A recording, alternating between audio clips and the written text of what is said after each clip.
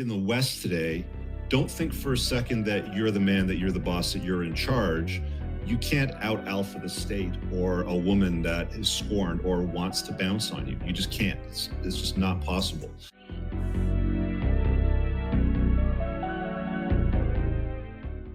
Welcome to Male Reality Lessons, where topics are reviewed and discussed as iron sharpens iron.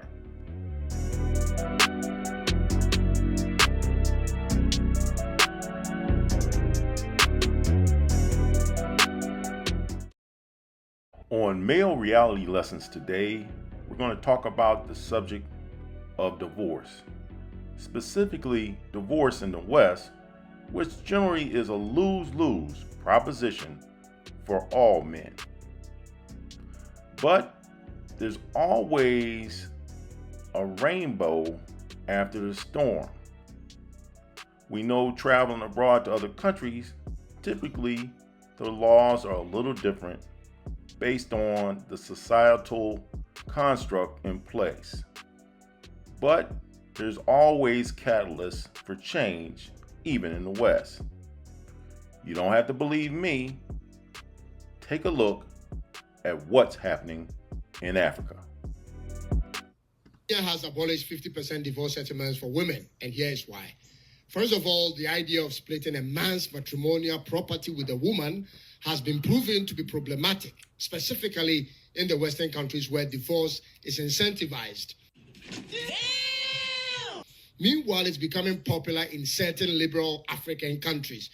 A woman marries a man for a couple of years and make a few babies with him, and the next thing you know is she's filing for a divorce. That's a damn shame. And she's doing this seeking 50% of the man's wealth. And so a 5-man Supreme Court judges in Kenya considered all that's involved in these situations and voted unanimously in favor of amending that law, which President Ruto has signed into law since last year. The new law provides settlement for the lady based on either the financial contribution she's put into their marriage or a certain percentage is allocated to her based on their number of kids, their ages, and also because she provided a conducive home for the husband to live and thrive. I love women, don't get me wrong, and I will never wish bad for them. But the rate of divorce and the reasons behind why the women are quick to file for divorce are getting absurd, ladies and gentlemen. It's clear that in many cases, the women wouldn't have married the guy if not for the man's money. But we cannot reward that with half of the man's hard-earned wealth when the lady decides to walk away. And in line with that, I think what the Nigerian novelist wrote is totally true. Eneke the bird says that since men have learned to shoot without missing, he has learned to fly without perching. End of quote. Ladies and gentlemen, it's time for every man to be aware of the times and the trends. Don't be charmed by beauty, for it won't last.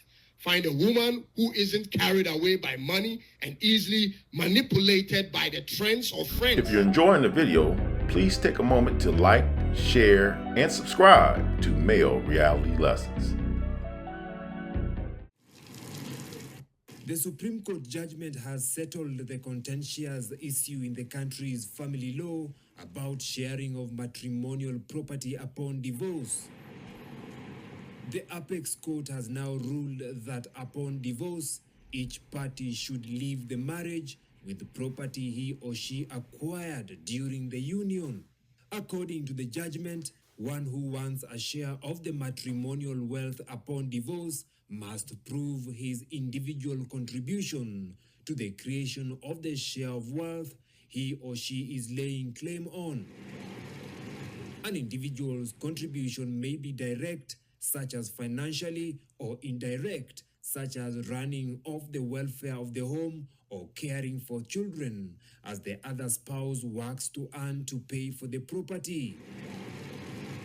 The 5-judge bench led by Deputy Chief Justice Philomena Mwilu also ruled that the test to determine the extent of contribution of a party is one of a case-to-case basis. This latest judgment has elicited mixed reactions among Kenyans. Salute to Kenya. And before I close out this video, I want to leave you with this last commentary from a woman who summarizes why divorce rates are so high in the West? So what I had to see for myself as a woman, why we have such a limited endurance in marriage and we are so quick to leave and so quick to run, is because we have no concept when we get married that we are actually making a commitment to another person. We're making a commitment to ourselves, that our vows actually mean something, and that when we get married, we have responsibilities and roles to make it work.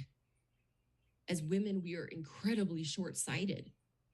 And all we think about in getting married is the wedding, the dress, and the party. I beg your pardon.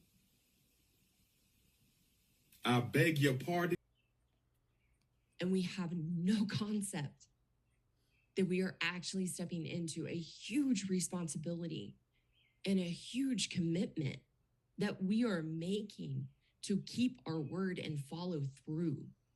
And women will be the first to argue, my husband broke his vows. My husband does not follow his vows. He's the one that's not committed. Again, that is a projection of ourselves and our own lack of commitment in our marriage. You can't make this shit up. You can't make this shit up. Yeah, I heard it. That we have no concept that our vows even mean something and that we're making a commitment. We want to look good, sound good at the wedding, and that's it. For us as women, marriage is the next thing that we are checking off our list of what we think will make us happy in life. It's the trap of the human pursuit of happiness that we all have. That's not a woman problem. But looking for what's going to make me happy in my life and checking off the boxes to have a good life on paper, thinking that that's somehow going to make us happy, when the truth is that happiness is an internal experience. We all know that no one and no thing can make you happy, but we've never been taught how to put that in place. So we spend our whole lives acquiring the relationships, the things, the achievements, the accomplishments, thinking those things will make us happy.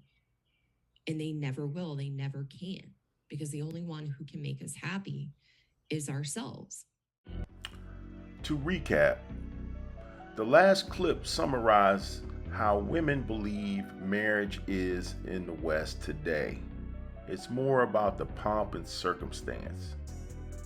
Men don't take that perspective because men understand they have to build themselves up to ensure they can afford a wife and children.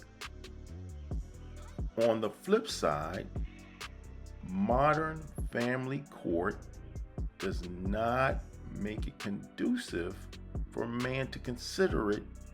Today, a marriage is more of a money grab. Anytime a woman through no-fault divorce can leave you and take half of your wealth, and or in some cases leave you so destitute that you have to try to build yourself up from the bottom again, it is not a good return on your investment and not a viable option for long-term relationships in the current state of the family court system. That's why I salute Kenya in the hopes that they can be a catalyst to change the direction of how divorce is viewed in the West and other liberal countries. As a man, you have to take your vote seriously, and only way you can get laws changed is through the power of the vote. So, let's not vote party, vote issues, and this is a big one. Yet, I want to hear from you. In the comments section, give me your thoughts on this particular topic and any other topic here on Male Reality Lessons. As always, I want to thank you for watching. Please subscribe and have a good day.